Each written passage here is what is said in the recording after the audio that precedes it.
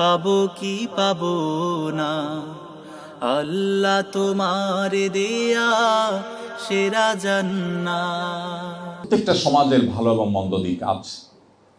আপনারা যে সমাজে বসবাস করছেন এই সমাজটাতে যে এরকম ডিসিপ্লিন আছে, আমরা আমাদের দেশে এত ডিসিপ্লিন দেখি না। দুর্ভাগ্য, শুধু আমাদের দেশে কেন, আমরা যারা মুসলমান হিসাবে পরিচয় দেই পৃথিবীর যে সমস্ত দেশগুলোতে মুসলমান প্রধান দেশ হিসাবে আমরা জানি, সেই দেশগুলোতে এই অমুসলিম প্রধান দেশগুলোর মতো ডিসিপ্লিন নেই।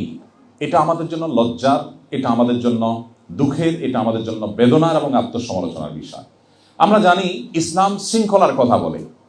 আমাদের প্রিয় নবী সাল্লাল্লাহু আলাইহি ওয়াসাল্লামের যে সুন্নাহ, এই পুরো সুন্নাহ আমাদেরকে শুধু শৃঙ্খলার কথা বলে। আপনি দেখবেন আমাদের প্রিয় নবী সাল্লাল্লাহু আলাইহি ওয়াসাল্লাম রাতে তাড়াতাড়ি ঘুমানোর জন্য নির্দেশ করতেন।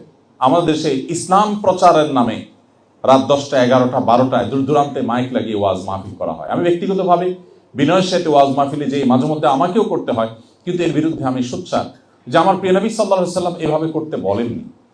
তিনি রাতে তাড়াতাড়ি ঘুমোতে বলেছেন। তার সেই লাইফস্টাইল আপনারা এখানে দেখতে পাচ্ছেন। এখানে মানুষ তাড়াতাড়ি ঘুমিয়ে যায়। শুধু এখানে কেন, আপনি অমুসলিম প্রধান বিভিন্ন দেশে যান, আপনি আমেরিকাতে চলে যান, তাদের অনেক জিনিস আছে যেটা নিয়ে আপনি সমালোচনা করতে পারেন, কিন্তু তাদের সমাজে আপনি দেখবেন মানুষ তাড়াতাড়ি রাতে ঘুমিয়ে যায়। তারা ভোরে উঠে কাজ শুরু করে, এরা ভোরে উঠে কাজ শুরু করে, ফজরের সময় রাস্তায় সিগন্যালে গাড়ি সিরিয়াল পড়ে যায়। অথচ এই দৃশ্য তো দেখার কথা ছিল মুসলমানদের মধ্যে। দুর্ভাগ্য আমাদের যে আমাদের সমাজে, মুসলমানদের সমাজে, আপনি মিডল ইস্টে যদি চলে যান, মিডল ইস্টের প্রত্যেকটা দেশে আপনি দেখবেন রাত 10টা, 11টার পরে রাত শুরু হয়, আর সকালে ফজরের পরে তাদের ঘুম শুরু হয়। আপনারা অনেকেই জানেন। তো নবী করিম সাল্লাল্লাহু আলাইহি ওয়াসাল্লামের অনেক সুন্নাহ এখানে আছে। এটি অমুসলিম সমাজ থাকা সত্ত্বেও, অমুসলিম প্রধান সমাজ থাকা সত্ত্বেও এখানে মুসলমান কম, ইসলাম অনেক ক্ষেত্রে সমাজে অনেক বেশি। মুসলমানের সংখ্যা কম, বাট ইসলামের সৌন্দর্যগুলো এখানে অনেক বেশি। তারা যে জেনে সেটাকে অনুসরণ করছে আমি তা বলছি না, হয়তো তারা জানেও না, কিন্তু তারা যখন নবী সাল্লাল্লাহু আলাইহি ওয়াসাল্লামের সেই সুন্নাহকে ফলো করছে, তারা কিন্তু তার সুফল পাচ্ছে। আমি যে বার্লিনে দাঁড়িয়ে কথা বলছি, সে বার্লিনে এখানকার যে টেকনিশিয়ান আপনার মিউজিয়াম আছে, সেটা দেখার সুযোগ আমার হয়েছে। আরও কিছু জায়গা আমি দেখেছি। আর এর আগেও আমি জানতাম, আপনারাও নিশ্চয়ই জানেন, যে পৃথিবীতে প্রোডাক্টের কোয়ালিটিতে কাস্টমারের যে স্যাটিসফ্যাকশন, এই জায়গাটাতে পৃথিবীতে বারবার এই দেশটি অর্থাৎ জার্মানি চ্যাম্পিয়ন হয়েছে। অর্থাৎ গোটা বিশ্বের ভোক্তারা তাদের দেয়া ভোটে এদেরকে শ্রেষ্ঠ বলে বহুবার স্বীকার করে নিয়েছে যে তাদের কোয়ালিটি সবচেয়ে ভালো। এই যে তাদের ব্র্যান্ডের যে ইমেজ, এই যে তাদের সুখ্যাতি, এটা যে তারা অর্জন করতে পেরেছে, অথচ আমরা মুসলমানরা সেটা করতে পারতাম, বা অন্য দেশে মানুষও সেটা করতে পারতো। এদের এটা ভালো। নবী করিম সাল্লাল্লাহু আলাইহি ওয়াসাল্লাম বলেছেন, ইন্নাল্লাহা ইউহিব্বু ইযা আমিলা আহাদুকুম আমালান ইউতকিনুহু। প্রিয় নবী সাল্লাল্লাহু আলাইহি ওয়াসাল্লাম বলেছেন যে আল্লাহ তাআলা খুব পছন্দ করেন বান্দা যখন কোনো কাজ করলে সেটা যখন সবচেয়ে ভালোভাবে করে। আমি এখানে বিভিন্ন জায়গায়, বিভিন্ন স্থাপনায় ঘুরে ঘুরে একটু চেষ্টা করলাম যে কোনো ত্রুটিপূর্ণ কোনো কিছু এরা করে কিনা। আমি অবাক হয়েছি এবং সারপ্রাইজড হয়েছি যে ওয়াশরুমের কবজা থেকে নিয়ে, সিটকানি থেকে নিয়ে, লক থেকে নিয়ে প্রত্যেকটা জিনিস তারা যেটা করে সেটা সবচেয়ে ভালোভাবে করে। যে প্রোডাক্টটা তারা তৈরি করে সবচেয়ে সুন্দরভাবে করে, সবচেয়ে মজবুতভাবে করে।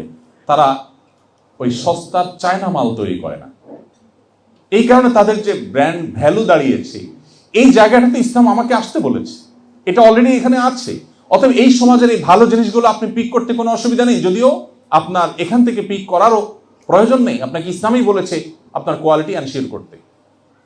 যে কোনো কাজ আপনি করবেন সেটা সবচেয়ে ভালোভাবে করবেন। আপনার দায়িত্ব, আপনার কর্তব্য, আপনার পেশাগত কাজ সবচেয়ে সুন্দরভাবে সম্পাদনা করবেন, আপনি আল্লাহর কাছে সবচেয়ে প্রিয় পাত্র হবেন।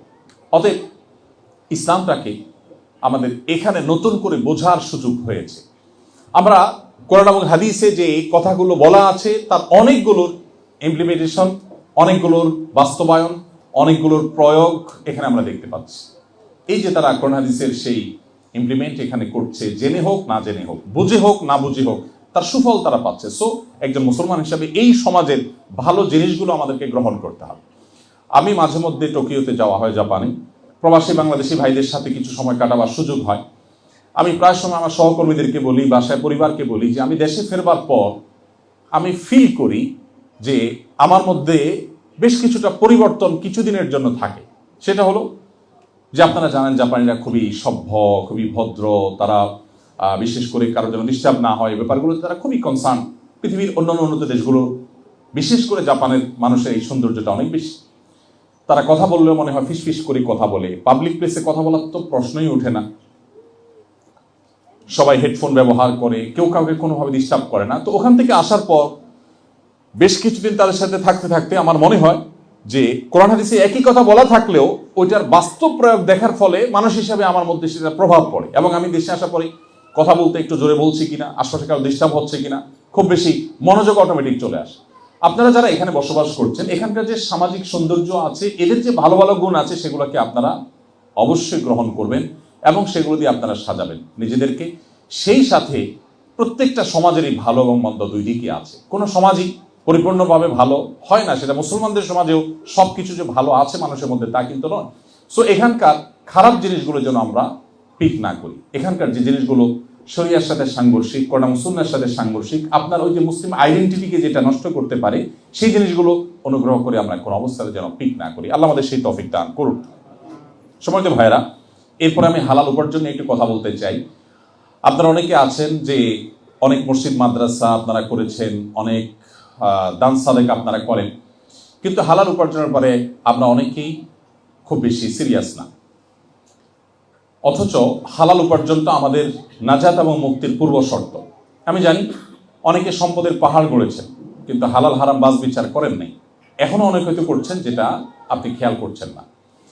আমাদেরকে মনে রাখতে হবে, কোরআনে কারিমে আল্লাহ তাআলা তার নবী রাসূলদেরকে অ্যাড্রেস করে বলেছেন, ইয়া আইয়ুহার রুসুলু কুলু মিনাত তাইয়্যিবাতি ওয়া আমালুস সালিহা। হে নবী রাসূলগণ, আপনারা নেকামল করুন, হালাল ভক্ষণ করুন, হালাল উপার্জন করুন। এরপর আল্লাহ বলেছেন নেকামল করুন। কুলু মিনাত তাইয়্যিবাতি ওয়া আমালুস সালিহা। আল্লাহ আগে বলেছেন কুলু মিনাত তাইয়্যিবাত, আগে হালাল খেতে বলেছেন, এরপরে বলেছেন নেকামল। আর আমাদের টেন্ডেন্সি হলো, বিশেষ করে বাংলাদেশের প্রেক্ষাপটে আমাদের বাংলাদেশি ভাইদের মধ্যে এক ধরনের মানসিকতা, যে আমরা মনে করি টাকা পয়সা আগে কামাই করে নেই, হালাল হারাম বাজ বিচার করে না করে যেভাবে হোক আমি টাকা কামাই করে নিই দুই হাতে, একটা পর্যায়ে এসে আমি বিরাট দায় রেখে দিব, জুব্বা লাগাই ফেলবো, হুজুর হয়ে যাব, আমি অনেক নেকামল করব, অনেক মসজিদ মাদ্রাসা করব, হুজুরদেরকে অনেক বড় বড় অ্যামাউন্ট দিয়ে দিব, মাহফিল করব, তাতে কি হবে? তাতে বোধহয় আমার আগে সব হালাল হয়ে যাবে। আসলে কি তাই? আসলে কি তাই?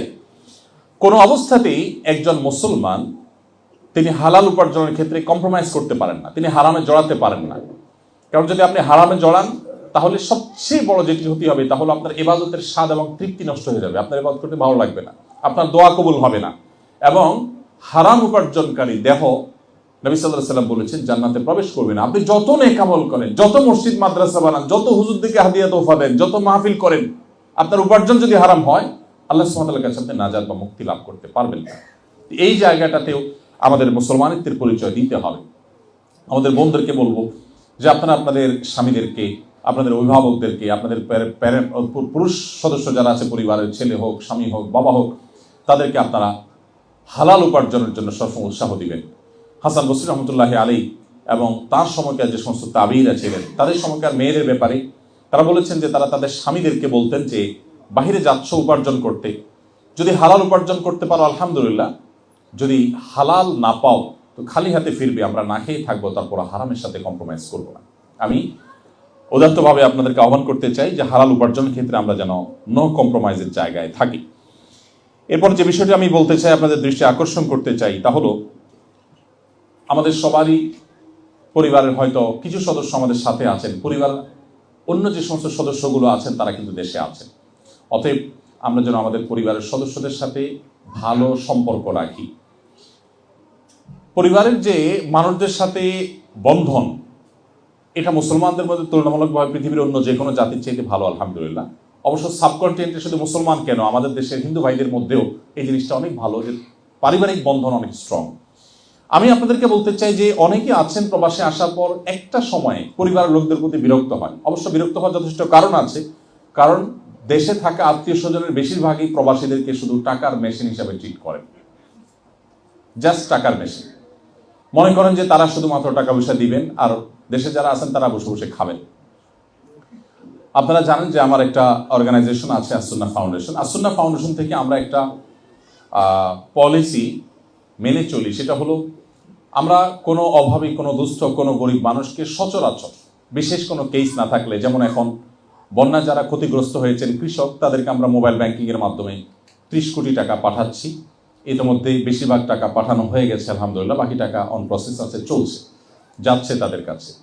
এখানে কৃষকদের বীজ কেনার জন্য, অন্যান্য কাজের জন্য তাদেরকে আমরা নগদ অর্থ সহায়তা করছি। এর বাইরে আমাদের কাছে কোনো গরিব এসে যদি বলে ভাই আমাকে একটু সাহায্য করেন, কিভাবে সাহায্য করব, আপনার ফাউন্ডেশন থেকে আমাকে 20,000 টাকা দেন, আমি একটা ব্যবসা করব, আমরা বলি না, টাকা দিয়ে ব্যবসা হয় না, ব্যবসার জন্য আইডিয়া দরকার হয়, পরিশ্রম দরকার হয়। সো তাকে আমরা অফার করি যে আমাদের আসুন্নাহ স্কিল ডেভেলপমেন্ট ইনস্টিটিউট আছে, আপনি সেখানে ভর্তি হন। সেখানে আপনি যে পর্যায়ের হন, মহিলাদের জন্য আলাদা, মেয়েদের জন্য স্মার্ট টেইলারিং এবং ব্লক বাটিকের ট্রেনিং এর আমাদের সেকশন আছে, সেখানে মেয়েরা ট্রেনিং নিচ্ছে। ট্রেনিং এর পর তাদের পিছনে এক একজন বোনদের পেছনে, এক একজন মহিলার পেছনে আমরা 1 লক্ষ টাকা প্রায় খরচ করি।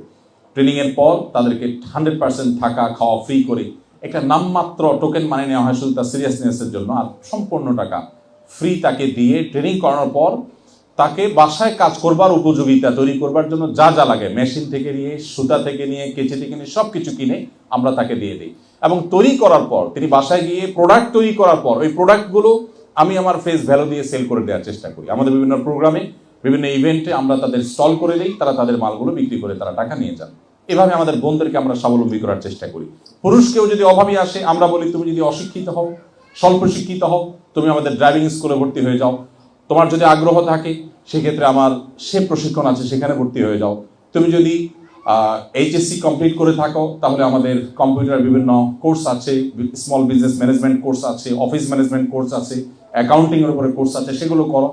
তুমি যদি গ্রাজুয়েশন করা থাকো তাহলে সেক্ষেত্রে আমাদের ওয়েব ডেভেলপমেন্ট কোর্স আছে, সেগুলো করো। ট্রেনিং এর পর 100% এই মানুষগুলোকে আমরা চাকরি দেওয়ার চেষ্টা করি। আমার এই এক্সপিরিয়েন্স আপনাদের সাথে শেয়ারের জন্য করছি।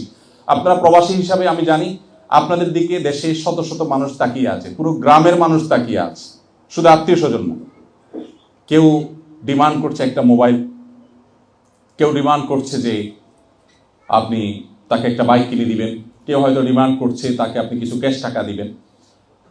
আমি আপনাদেরকে অনুরোধ করব যে প্রবাসী হিসাবে আমাদের এই প্যারাটা নিতে হয়, কিন্তু এটার কারণে আমরা অনেকে বিরক্ত হয়ে আত্মীয় স্বজনের সাথে সম্পর্ক ছিন্ন করে দিই। আমি আপনাদেরকে বলতে চাই যে আপনারা এই জায়গাটাতে একজন মুসলমান হিসাবে আত্মীয় স্বজনের সাথে সুসম্পর্ক বজায় রাখার ক্ষেত্রে আপনাদেরকে নো কম্প্রোমাইজের লেভেলে যেতে হবে। কোনোভাবে আত্মীয় স্বজনের সম্পর্ক নষ্ট করা যাবে না। অনেক বোন আছেন যারা স্বামীদেরকে তাদের ভাই বোনদের সাথে সুসম্পর্ক বজায় রাখার ক্ষেত্রে বাধা সৃষ্টি করে বা অ্যাটলিস্ট মন খারাপ করেন যে এত কেন। আবার পুরুষদের অনেকে আছেন যে নিজের বাপ ভাই তাদেরকে নিয়ে যত টেনশন করেন, চিন্তা করেন, শ্বশুরবাড়ির যারা আছেন, স্ত্রীর দিককার যারা আছেন তাদের দিকে ততটুকু খেয়াল করেন না। এখানে ব্যালেন্স করতে হবে। তবে আত্মীয় স্বজনের সাথে সুসম্পর্ক বজায় রাখা এটা আমাদের পার্ট অফ ইবাদাহ, এটা আমাদের ইসলামের পার্ট, এটা আমাদের ইবাদতের পার্ট। এই জায়গাটাতে কিন্তু পৃথিবীর অন্য সব জাতি থেকে আমরা আলাদা। এই জায়গাটা থেকে অন্য সবার থেকে আমরা অনেক উচ্চতায় আছি, আমাদের ইউনিকনেস অনেক বেশি। নবী সাল্লাল্লাহু আলাইহি ওয়াসাল্লাম বলেছেন যে মান সাল্লাহু আন ইউবসাতা লাহু ফি রিজকিহি আও ইউনসা লাহু ফি আথারিহি ফালইয়াসিল রাহিমা। যে ব্যক্তি তার রিজিকের বৃদ্ধি চায়, যে ব্যক্তি তার হায়াতে বরকত চায়, সে যেন তার আত্মীয়তার সম্পর্ককে রক্ষা করে চলে, সম্পর্কগুলো ছিন্ন না করে। আমি ফাউন্ডেশনের বিষয়টা এই জন্য এনেছি যে আপনারা অনেকে আছেন আত্মীয় স্বজনের টাকা পয়সা চাওয়ার কারণে বিরক্ত হয়ে যান। আমরা আপনাদেরকে বলবো যে আপনারা চাইলেই ফাউন্ডেশনের প্রশিক্ষণের মধ্য দিয়ে তাদেরকে আপনি স্বাবলম্বী করতে পারেন। আমরা ফাউন্ডেশন থেকে স্বাবলম্বীকরণ প্রকল্প হিসেবে আরেকটা কাজ করে থাকি, যেটা 2024-এর স্বাবলম্বীকরণ প্রকল্প আমাদের ইতিমধ্যে ক্লোজ হয়েছে। সারা দেশের প্রত্যেকটা জেলা থেকে আবেদন করবার অবাধিত সুযোগ থাকে, সেখান থেকে আমরা প্রতি বছর 2 থেকে 2.5 হাজার ফ্যামিলিকে স্বাবলম্বী করে থাকি। যিনি গরু কিনে দিলে স্বাবলম্বী হবেন বলে মনে হয় আমাদের কাছে, তখন তাকে আমরা একটা গরু কিনে দিই। যার মনে হয় যে তাকে আমি কোনো একটা মেশিন কিনে দিলে তিনি স্বাবলম্বী হবেন, তখন সেটা কিনে দিই। আত্মীয় স্বজনের মধ্যে অনেকে আছে যাদেরকে আপনাদের হেল্প করার সুযোগ আছে। আল্লাহ সুবহানাহু ওয়া তাআলার কাছে শুকরিয়া আদায় করতে হবে যে আল্লাহ আপনাকে এই সুযোগ দিয়েছেন। আপনি যদি এই সুযোগ না পেতেন, উন্নত দেশে না আসতেন, কিছু উপার্জন করতে না পারতেন, তাহলে সেক্ষেত্রে আপনাকে হয়তো অন্য কারোর কাছে ধর্ণা দিতে হতো, হাত পাততে হতো। সো বিরক্ত না হয়ে আমাদেরকে এখানে ধৈর্য ধারণ করতে হবে এবং নিজের দেশে থাকা রক্ত সম্পর্কে আত্মীয়দেরকে ভুললে চলবে না। এই জায়গাটাতে আমাদের খুব ভালো করে মনোযোগী হতে হবে। অনেকে আছেন প্রবাসে এসে একটা সময় নিজের ভাই বোন আত্মীয় স্বজন যারা আছেন তাদেরকে আর মনে রাখেন না, তারা এসে তাদেরকে ভুলে যান। তো এই জায়গাটাতে আমি আপনাদেরকে বিশেষভাবে অ্যাড্রেস করতে চাই।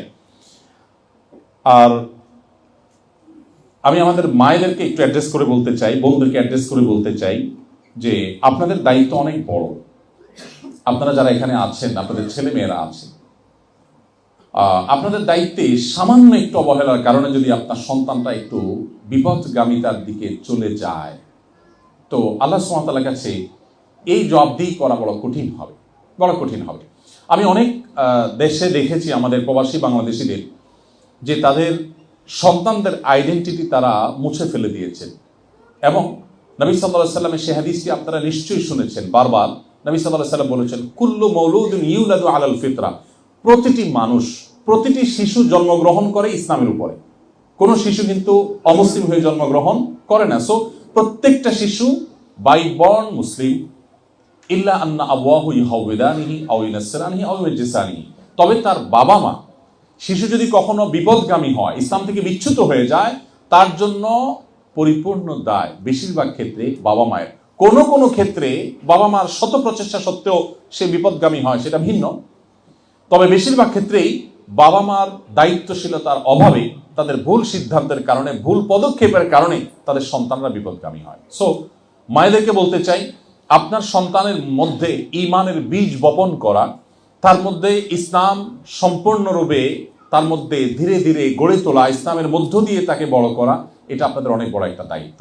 সো মা বোনদেরকে বলতে চাই, এই দায়িত্বটা পালনে আপনারা যথেষ্ট সচেষ্ট হতে হবে। আমাদের অনেক বোনরা আছেন, বলেন যে আমার হাতে কাজ নেই, বাচ্চারা স্কুলে চলে যায়, হাজব্যান্ড কাজে চলে যায়, আমি কি করব? তাহলে আমিও বোধহয় কিছু একটা করি। সন্দেহ নেই, আপনি যদি শরিয়ার সীমানার মধ্যে থেকে করতে চান সেক্ষেত্রে করার সুযোগ আছে। বাট আপনি আপনার ঘরে যদি কাজ করতে চান, তাহলে আপনার কাজ করতে করতে পাগল হওয়ার মতো অনেক কাজ আপনার কাছে আছে। আপনি হয়তো আইডিয়া খুঁজে পাচ্ছেন না। আপনার বাসায় বসে আপনার স্কুলে থাকা বাচ্চাটার জন্য নানা প্ল্যান প্রোগ্রাম করতে পারেন। তার মনে অনেক কোশ্চেন থাকে এখানকার প্রতিকূল পরিবেশে, সেই কোশ্চেনগুলোর অ্যান্সার আপনাকে দিতে হবে, আপনি তাকে কনভিন্স করতে হবে। আপনি না পারলে অন্য কারো সহযোগিতা নিতে হবে, কারো সাহায্য নিতে হবে, কিন্তু দিন শেষে আপনাকে করতে হবে। অনেক ভাইরা আছেন যারা এই ক্ষেত্রে তারা উপার্জনের জন্য ব্যস্ত থাকার কারণে তারা সময় দিতে পারেন না। মায়েদের এখানে দায়িত্বটা অনেক বেশি। এই জন্য বোনদেরকে আমরা বলবো, আল্লাহকে ভয় করবেন। মনে রাখবেন, আপনার সন্তান যদি ঈমান হারা হয়ে যায়, তাহলে আপনার জাহান্নামে যাওয়ার জন্য শুধু এই একটা জিনিসই যথেষ্ট হতে পারে। আর আমাদের তরুণরা যারা আছে তাদেরকে আমি একটু কয়েকটি কথা বলে শেষ করবো ইনশাআল্লাহ। তরুণ বন্ধুরা, আমাদের প্রিয় নবী সাল্লাল্লাহু আলাইহি ওয়াসাল্লাম তরুণদেরকে অনেক বেশি ভালোবাসতেন। আপনারা জানেন, তিনি শুধুমাত্র তরুণদেরকে অ্যাড্রেস করে করে বলেছেন ইয়া মাশারাশ শাবাব। বিভিন্ন হাদিসে বলেছেন হে যুবক সম্প্রদায়, হে ইয়াংসরা, হে তরুণরা। এভাবে নবী সাল্লাল্লাহু আলাইহি ওয়াসাল্লাম বিভিন্ন সময় ইয়াংদেরকে আলাদা করে অ্যাড্রেস করে করে তার মনের কিছু আকুতির কথা বলেছেন। নবী করিম সাল্লাল্লাহু আলাইহি ওয়াসাল্লামের সভাসদে, তার মজলিসে যেমন সিনিয়রদের জায়গা ছিল, তেমন তরুণ আলী ইবনে আবি তালেব তার ডিসিশন মেকারদের একজন ছিলেন। তার ডিসিশন মেকারদের একজন ছিলেন বেলাল রাদিয়াল্লাহু তাআলা আনহু। তার সভাসদে, তার পরামর্শদাতাদের মধ্য থেকে ছিলেন মুসআব ইবনে উমাইরের মতো মানুষ, যাদেরকে তিনি অনেক বেশি স্নেহ করতেন। আব্দুল ইবনে ওমর, আব্দুল ইবনে আব্বাস, আব্দুল ইবনে মাসউদ, আমি কত নাম বলবো, রিদওয়ানুল্লাহি তাআলা আজমাইন। তারা সবাই বয়সে তরুণ ছিলেন, কিন্তু প্রিয় নবী সাল্লাল্লাহু আলাইহি ওয়াসাল্লামের অত্যন্ত পছন্দের, তার ভালোবাসার, তার অত্যন্ত কাছের মানুষ ছিলেন। তো এই জায়গা থেকে আমি আপনাদেরকে বলতে চাই, আপনারা আজ ইসলামের সৌন্দর্যকে গোটা বিশ্বে প্রতিষ্ঠিত করতে হবে। আজকে মুসলমানদের যে দুর্দশা, মুসলমানদের যে পিছিয়ে থাকা, আমাদের যে দুরবস্থা, এটা থেকে উদ্ধার করবার জন্য আপনাদেরকে এগিয়ে আসতে হবে। আপনারা যদি এখানে পড়ালেখা করেন, জ্ঞানে বিজ্ঞানে আপনারা উন্নত হন, মুসলিম জাতির মুখকে উজ্জ্বল করবার জন্য, মুসলিমদেরকে মাথা উঁচু করে দাঁড়াতে সাহায্য করবার জন্য, তাহলে আপনার এই পড়াশোনাটাও পার্ট অফ ইবাদা হবে। আপনার উদ্দেশ্য যদি হয়, ইন্টেনশন যদি হয় যে আজকে মুসলমানদের যে দুর্দশা, দুর্গতি, মুসলমানদের যে দুর্নাম গোটা পৃথিবীতে, আমি সেটাকে ঘোচাবার চেষ্টা করব। আমি বড় একজন সায়েন্টিস্ট হই, আমি একজন বড় ইঞ্জিনিয়ার হই, আমি একজন বড় প্রকৌশলী হই, বড় একজন ডক্টর হয়ে মুসলমানদের মুখকে উজ্জ্বল করব, বিশ্বের দরবারে মুসলমানদের মাথা উঁচু করে আমি তুলে ধরবো, এই যদি আপনার ইন্টেনশন হয়, তো মনে রাখবেন আপনার এখানকার কলেজ, ইউনিভার্সিটির পড়াশোনাটা এটাও একটা ইবাদত হবে, নেকামল হবে। অতএব উদ্দেশ্য যেন ভালো হয় এবং ইসলামের জন্য আপনার নিজেকে যেন আপনি উৎসর্গ করতে পারেন। মনে রাখবেন, ভোগের জন্য কোনো যোগ্যতার প্রয়োজন হয় না, ত্যাগের জন্য যোগ্যতার প্রয়োজন হয়। আপনি এখানে লাক্সারিয়াস লাইফ লিড করতে পারছেন, নানাভাবে আপনি উপভোগ করতে পারছেন, কিন্তু এর চেয়ে ইম্পর্টেন্ট হলো আপনি বিশ্ব মানবতার জন্য অনেক অবদান রাখবার সুযোগ আপনার আছে। বিশেষ করে মুসলমান জাতি আজ নেতৃত্বহীন, আপনারা তরুণদেরকে কিন্তু নেতৃত্ব দিতে হবে। এই জন্য ইসলামটা ভালো করে রপ্ত করে, ইসলামটা ভালো করে প্র্যাকটিস করে, সেই সাথে আপনার পড়াশোনা, আপনার পেশাগত দায়িত্ব সর্বোচ্চ সুন্দরভাবে আপনাকে পালন করতে হবে। সেটা যদি আপনি করতে পারেন, তাহলে আবারও সেই ওমর ইবনে আব্দুল আজিজের সময় মুসলমানদের যেরকম মুখ উজ্জ্বল ছিল, আমাদের মুখ আবার উজ্জ্বল হবে। আমরা আপনাদের দিকে তাকিয়ে আছি। আপনাদের আত্মপরিচয় আপনারা ঠিক রেখে, ইসলাম চর্চা এবং প্র্যাকটিস ঠিক রেখে আপনারা এগিয়ে যাবেন, সেই প্রত্যাশা আপনাদের কাছে। আমি তরুণ বন্ধুদেরকে বলতে চাই যে আপনারা অমুসলিম বন্ধুদের মধ্যে থেকে আপনাদের নিজেদের আইডেন্টিটিকে আপনারা মুছে ফেলবেন না। আইডেন্টিটিকে আপনারা যথাসম্ভব ধরে রাখার চেষ্টা করবেন। আর স্পেশালি আপনাদের প্রতি আমার অনুরোধ, আপনারা মুসলমানদের ইতিহাসটা একটু পড়বেন। দেখুন, মুসলমানদের অনেক দুর্নাম করা হয়, বিশ্বব্যাপী মুসলমানদেরকে অপরাধের কাঠগড়া দাঁড় করানো হয়। আপনি ভবিষ্যৎ প্রজন্মের ইমানকে আল্লাহ তাআলা হেফাজত এবং সেভ করুন। আমাদের আত্মপরিচয় যেন আমরা টিকিয়ে রাখতে পারি, মুসলমান হিসাবে আমাদের মাথা যেন উঁচু করে আমরা দাঁড়াতে পারি, এবং এই দেশ আমাদেরকে অনেক কিছু দিয়েছে, সেই জায়গা থেকে, কৃতজ্ঞতা বোধের জায়গা থেকে এখানকার শৃঙ্খলা, অন্যান্য বিষয়গুলো মেনটেন করে আমরা যেন অ্যাজ এ বাংলাদেশি আমাদের মুখ উজ্জ্বল করতে পারি, মুসলমান হিসাবেও আমাদের যেন মুখ উজ্জ্বল করতে পারি। সেই তৌফিক আল্লাহ তাআলা আমাদের সবাইকে দান করুন। জাযাকুমুল্লাহ খাইর। আমাকে ধৈর্য ধরে শুনবার জন্য আপনাদের সবার প্রতি আবার কৃতজ্ঞতা। আসসালামু আলাইকুম ওয়া রাহমাতুল্লাহি ওয়া বারাকাতুহু।